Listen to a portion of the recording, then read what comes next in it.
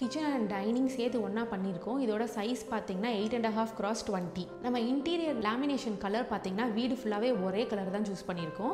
Beige with cream colour இதுதான் வீடு ஃபுல்லாகவே நம்ம போட்டிருக்கோம். இது ஒரு காம்பேக்டான கிச்சன் அப்படிங்கிறனால மைக்ரோ அவனை வந்துட்டு நம்ம கவுண்டர் டாப் மேலேயே வச்சோம் அப்படின்னா அதோட ஸ்பேஸும் நம்மளுக்கு ஆக்குபை பண்ணியிருக்கோம். அதனால் ஒரு 1 feet கேப் விட்டுட்டு மேலே மைக்ரோ அவனுக்கான கபோர்ட் பண்ணியிருக்கோம். நம்ம பண்ணுற எல்லா ப்ராஜெக்ட்ஸ்லையுமே வந்துட்டு ஃப்ரூட்ஸ் அண்ட் வெஜிடபிள்ஸ் வைக்கிறதுக்காக தனியாகவே நம்ம விக்கர் பேஸ்கெட் 2 கொடுத்துருவோம்.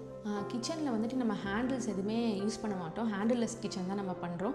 பிகாஸ் ஹேண்டில்ஸ் வந்துட்டு மேபி நம்ம கிச்சனில் ஒர்க் பண்ணிகிட்டு இருக்கும்போது நம்மளை இடிச்சிடலாம். ஸோ அந்த காரணத்துக்காக நம்ம ஃபுல்லாகவே வந்துட்டு கோலா ப்ரொஃபைல்ஸு ஹெச் ப்ரொஃபைல்ஸ் அதை தான் யூஸ் பண்ணுறோம்.